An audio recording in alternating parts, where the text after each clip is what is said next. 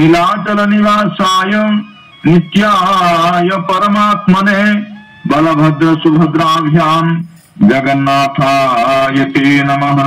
मन्नाथ श्री जगन्नाथ मद्गुरु श्री जगद्गुरु मदात्मा सर्वभूतात्मा तस्मै श्री गुरुवे नमः। तस्मै श्री गुरुवे नमः। श्रीमन सच्चिदानंद सिद्धघन शरण शरण सर्व कारण कारण चिन्मय विग्रह परम पुरुषोत्तम अनादि अनंत निर्मल निष्क्रिय शांत निरवध्य निरंजन भावातीत गुणातीत अघटन घटन पटियान श्री जगदीश्वर जगदाधार श्री जगन्नाथ अभय पाद पंकजरे ये अधमर अनंत कोटि दंडवत। मां सुभद्रिका बड़ ठाकुर बलभद्र महाराज एवं चक्रा सुदर्शन तथा समस्त को ए अधमर प्रणाम एवं अंतर्जातीय चारण गोष्ठी जो भव्य कार्यक्रम ए कार्यक्रम रे जन मान उपस्थित अछंती भगवान जगन्नाथंकर अमीय कथा गाथा को श्रवण करिवा पई समस्त को ए अधमर प्रणाम। सिया राममय सब जग जानी करो प्रणाम जोड़ी जुगपान। हरि अनंत हरि कथा अनंता कहु सुनहु बहु विधि सब संता। भगवान अमीय कथा को श्रवण करने आम जो उत्साह प्रकाश करुचे से आम मन भितर गोटे आग्रह उद्दीपना एवं भावावेग सृष्टि दरकार। भगवान प्रति अतुट भक्ति रहिले आमे भगवान कथा को श्रवण करिवार फल को प्राप्त हुआ एवं भगवत धाम को लाभ करिया। तेणु अखिल ब्रह्मांड नायक जो जगदीश्वर जगन्नाथ विराजमान करिसंती प्रभुंकर जो नीति संपन्न हुए भगवान पूजा पार्वण रे आमे देखिबु जेतेबेले आम भारतीय सनातन परंपरा रे जो पूजा बा पद्धति बा नीति बा उत्सव गुड़िक पालन करा जाए से दुईटी परंपरा को ग्रहण करा जाए। गोटे निगम कथा आ गोटे आगम कथा। गोटे आगम कहले आम वेद कहू आगम कहले तंत्रादि को मध्य कहा जाए निगम कहले वेद। वैदिक परंपरार विधि एवं तांत्रिक परंपरार विधि रही। आमर श्रीक्षेत्र जो जगन्नाथ अछंती भगवान विराजमान करिसंती सेठी प्रभुंकर उपासना उभयात्मक वैदिक एवं तंत्रोक्त विधि मध्य। जो वैष्णव चूड़ामणि भगवान जगन्नाथ विराजमान करिसंती श्रीक्षेत्र रे सेठी वैष्णवीय परंपरा रे तंत्र रे वैष्णवीय तंत्र दुई भाग विभक्त। गोटी होछंती पांचरात्र आ गोटी वैखानस। भगवान जगन्नाथ पांचरात्रीय विधि रे उपासित हुअन्ति। ए दुईटा तापरे प्रभुंकर स्नान पर परे आपनकर अनवसर रहिला तापरे प्रभुंकर हुए नवजौवन दर्शन उभा ये नवजौवन दर्शन पर प्रभु जेतेबेले गुंडीचा यात्रा करंती एवं आरपैला हुए। आज जो प्रसंग कथा हम आलोचना करवा तेणु भगवान आठटी यात्रा भितर आठटी भागरू गोटे हूँ आरप मंडप इला। प्रभु आषाढ़ शुक्ल द्वितीय ठारू रत्न सिंहासन को छाड़ी रत्न मंडप को छाड़ी जानती आरप मंडप को हाथरू जमी असाढ़ सूता फिटिनी गईठा जमी फिटिनी भगवान पलाउछंती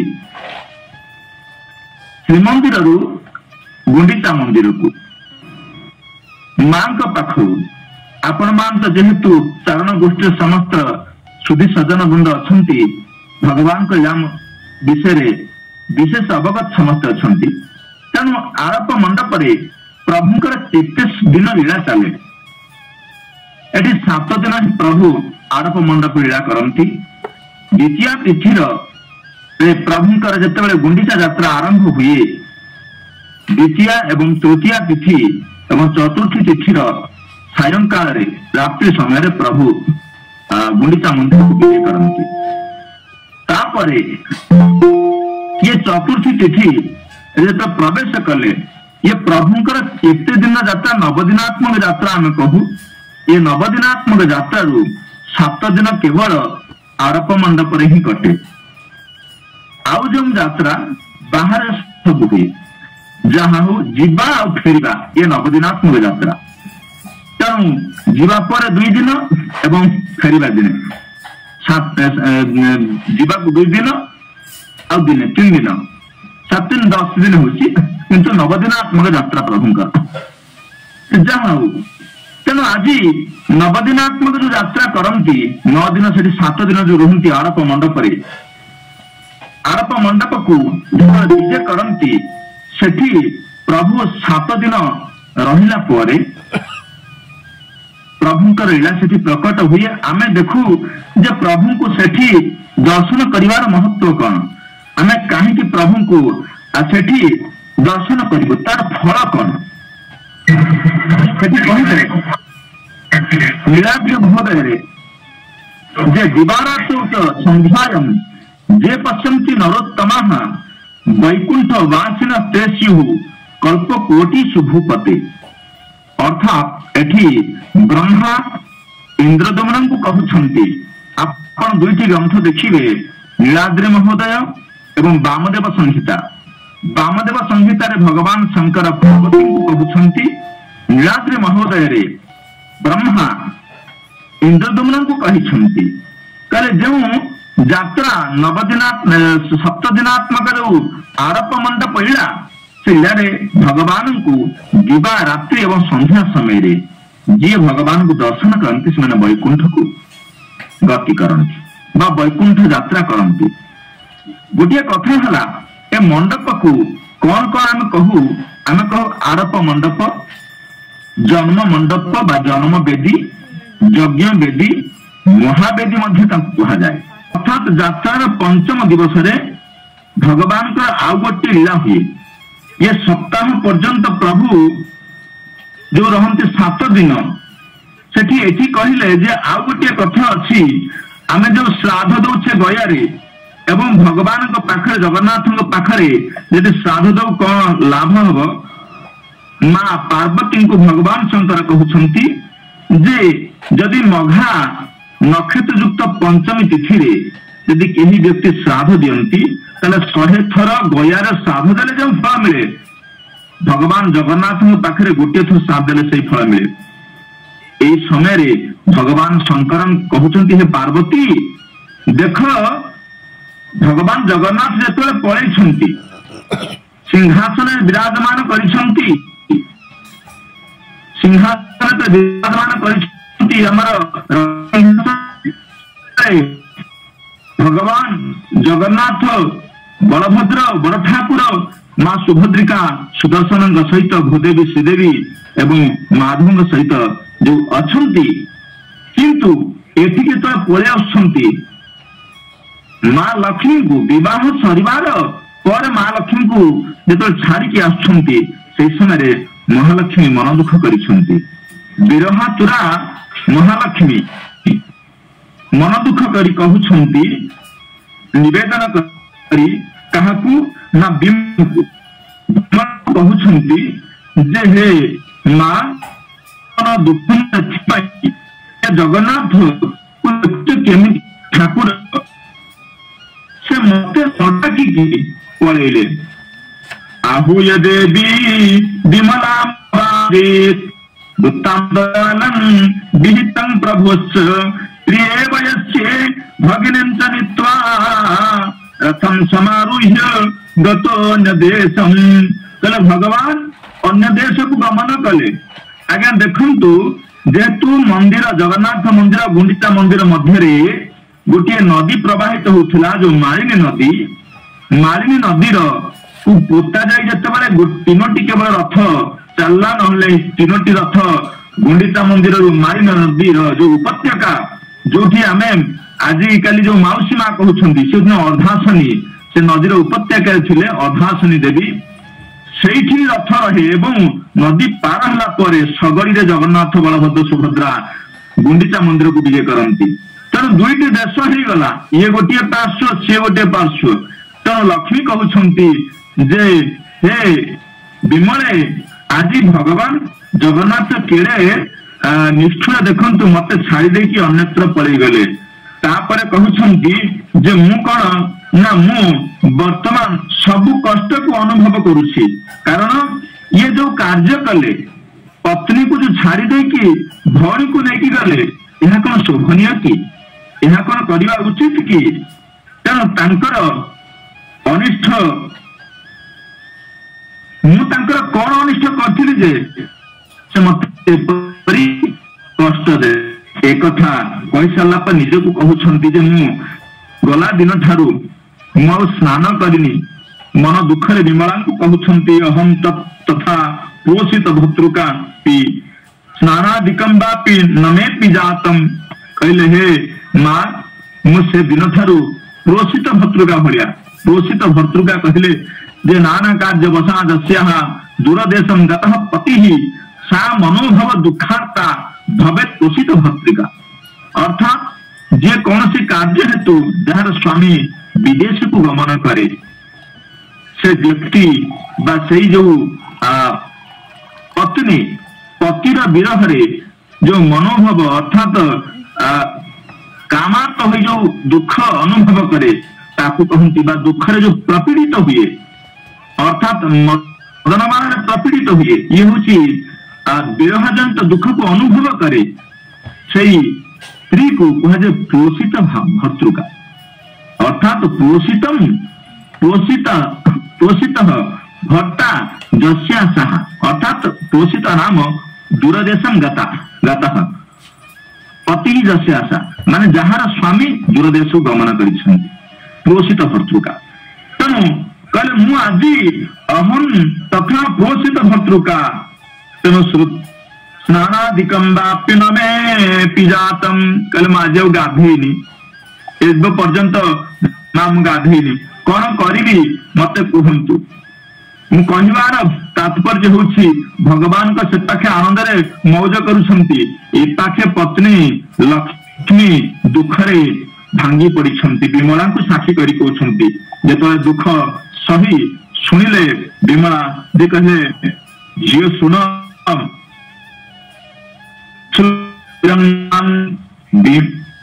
ଜଗାଦ ଶୁଣୁ ପ୍ରିୟତମ ମମ ବାକ୍ୟମେବ। କହିଲେ ହେ ପ୍ରିୟ ତୁମେ ମୋ କଥାକୁ ଶୁଣ। ଜଗାଦ କହିଲେ ଲକ୍ଷ୍ମୀଙ୍କର କଥାକୁ ଶୁଣି କହିଲେ କଣ, ଯଦି କୌଣସି ସ୍ୱାମୀ କେବେ ବିବେକହୀନ ହୋଇ ବିବେକହୀନ କର୍ମ କରେ ଏବଂ ତାକୁ ଉଚ୍ଚାଟନ କରିବା ହଉଛି ବିଧେୟ। ଅର୍ଥାତ୍ ଯଦି ସ୍ୱାମୀ ଦୂରଦେଶ ଗମନ କରିଥାଏ ତାକୁ ଉଚ୍ଚାଟନ କରି ପ୍ରତ୍ୟାବର୍ତ୍ତନ କରିବା ହଉଛି ବିଧେୟ। ସେଥିପାଇଁ କୁହାଗଲା ଯେ ବିମଳା କଣ କଲେ ନା ମହାଲକ୍ଷ୍ମୀଙ୍କର କଥା ଶ୍ରବଣ କରି ଶୁଣି ବିମଳା ଯେତେବେଳେ ଉପାୟ ବତେଇଲେ, କହିଲେ ଜଗନ୍ନାଥଙ୍କୁ ଉଚ୍ଚାଟନ କରାଇବ ଏବଂ ସମ୍ମୋହନ ପ୍ରୟୋଗ କରାଇବ। ତେଣୁ ମହାଲକ୍ଷ୍ମୀ ଚିନ୍ତନ କରୁଛନ୍ତି, ଏ ତତ୍ କଥିତ୍ୱା ବିମଳା ଗତାଯତ୍ ଶ୍ରିୟା କୃତଂ କର୍ମ ଚ ତତ୍ ବିମ୍ବଦାମି ଶ୍ରୀଗୁଣ୍ଡିଚାକ୍ଷଂ କଥୟାମି ଚ ଦେବୈ ଶୁଣନ୍ତି ନିତ୍ୟଂ ସୁଦେବ ପୂଜ୍ୟେ। ମା ଭଗବତୀ ଆଜି ଭଗବାନ ଶଙ୍କରଙ୍କ ଠାରୁ ଶ୍ରବଣ କରୁଛନ୍ତି, କହୁଛନ୍ତି ବିମଳାଙ୍କ କଥା ଶ୍ରବଣ କରି ଆଜି ଜଗନ୍ନାଥ ଯେମିତି କିପରି ପ୍ରାପ୍ତ ହେବେ ଲକ୍ଷ୍ମୀ ସେ କଥା ଶ୍ରବଣ କରି ବିମଳା ପ୍ରତ୍ୟାବର୍ତ୍ତନ ଗତ କରିଛନ୍ତି। ଲକ୍ଷ୍ମୀ ମନେ ମନେ ଚିନ୍ତନ କରୁଛନ୍ତି, କରିବି କଣ? ଦୁଇଟା କଥା, ଆଗ ଉଚ୍ଚାଟନ ପ୍ରୟୋଗ ଆଉ ସମ୍ମୋହନ ପ୍ରୟୋଗ। ତେଣୁ ଯେତେବେଳେ ମା ଲକ୍ଷ୍ମୀଙ୍କର ହେରା ପଞ୍ଚମୀ ଦିନ ଗମନ ହବ, ସେତେବେଳେ ବିମଳାଙ୍କ ଠାରୁ ମୋହନ ବା ସମ୍ମୋହନ ଅଞ୍ଜନ ବା ସମ୍ମୋହନ ଔଷଧ ଗ୍ରହଣ କରି ଯାଆନ୍ତି, ଯୋଉଟା ଜଗନ୍ନାଥଙ୍କୁ ପ୍ରୟୋଗ କରାଯାଏ। ଏବଂ ପଞ୍ଚମ ଦିବସରେ ଗୁଣ୍ଡିଚା ଯାତ୍ରାର ପଞ୍ଚମ ଦିବସରେ ଏହି ପଞ୍ଚମୀ ହୁଏ ବୋଲି ତାକୁ ହେରା ପଞ୍ଚମୀ ବୋଲି କୁହାଯାଏ। हेरा पंचमी बोली कहला हेरा पंचमी कहबार कथा कहउछंती जे लक्ष्मी जेतेबेले गमन करूछंती सेतेबेले हरंच मनसा कृत्वा हेरेति नाम जोगतः कहले जे हरंकु मनरे स्मरण करी हेरेति नाम जोगतः हरंकु स्मरण करबा परे से गमन करथिले बोली कहे हेरा पंचमी। तेणु आज भगवान को दर्शन करबा पई महालक्ष्मी जीवे कोठी की आमर गुंडीचा मंदिर को जीवे। तेणु जिते भगवान गुंडीचा मंदिर को जीवे से जो भगवान को दर्शन करने विमला जीवे सॉरी लक्ष्मी जीवे लक्ष्मी ए कार्य को कहगला जो तिथि पंचमी तिथि हुए ए उत्सव कहला हेरा पंचमी उत्सव हेरा पंचमी पर्व ये 8टी अंग भीतर गोटे। तेणु रथयात्रा पालन पंचम दिवस गमन कले सेठी यात्रा भागवत कह जाए तत्व गुंडीचानंतरम पंचमी दिवस हेरा पंचमी भवती गुंडीचार पंचम दिन एवं तापरे जिते पंचम दिवस जीवे यात्रा भागवत कथा एवं लोक किंवदंती अनुसार कह जाए जे ए जो हेरा पंचमी हम लक्ष्मी श्रीमंदिर हेरा गुहा साई दे की गमन करेंगे। तेणु हेरा गुहा साई दे की गुंडीचा मंदिर को प्रवेश करती लक्ष्मी। तेणु ये कहगला जे हेरा पंचमी यात्रा संपर्क सुंदर जनश्रुति रही आमर विमला पाखरे जो प्रतिकार विधि को ग्रहण करी लक्ष्मी जिते आसुंच सांत्वना वाक्य शुणी तेणु स्वामी को ठारू से विवेक शून्य जो हो पड़ी भगवान जगन्नाथ स्वामी को किपरि प्राप्त हेबे तेणु से मोहचूर्ण को नहीं लक्ष्मी जिते आसवे विमलांकर परामर्श से जो यात्रा हुए लक्ष्मी से यात्रा कहगला गुप्त यात्रा बा एकांतरे से महांजन नहीं प्रभु को प्रदान करेंगे और ता द्वारा प्रभु मुग्ध हेबे एवं तापरे परवर्ती पर्याय आज दक्षिणाभिमुख प्रभु जमती हेबे एवं सेथिपाई जहा फल हेरा पंचमी जो परदिन आमर दक्षिण मोड़ हुए से जहा हो तेणु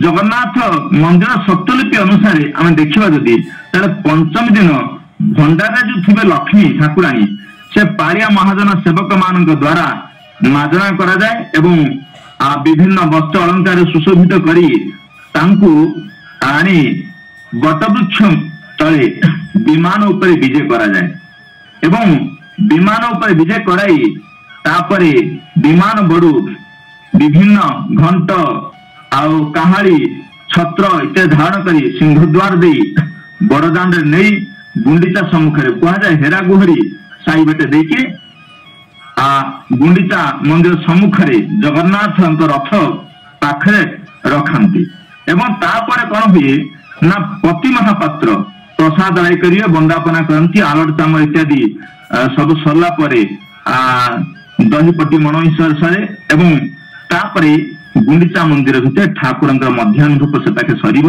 एवं शाढ़ी लगी हम आरती इत्यादि सरला जगन्नाथ महाप्रभु को बारे पंचामृत महास्नान हम एवं सर्वांगरे बेश हो सारापर संध्या धूप ये जेहेतु मांकर जो यात्रा ये हूँ गुप्त यात्रा तेणु भगवान का संध्या धूप सरला महालक्ष्मी विजय करती एवं ये जो यात्रा अत्यंत महनीय यात्रा ए यात्रा को जिते आम देखू जे महालक्ष्मी भीतर को प्रवेश कला महालक्ष्मी विमान जगमोहन नाकचना द्वार पाखे रही सेठारे भीतर महापात्र गराबड़ सेवक ठारू हाथुआणी देश बंदापना एवं दही मणि कला सारा पुणी नीति शेष होगा लक्ष्मी विमान जगन्नाथ रथ पाखक पुणी नि जाए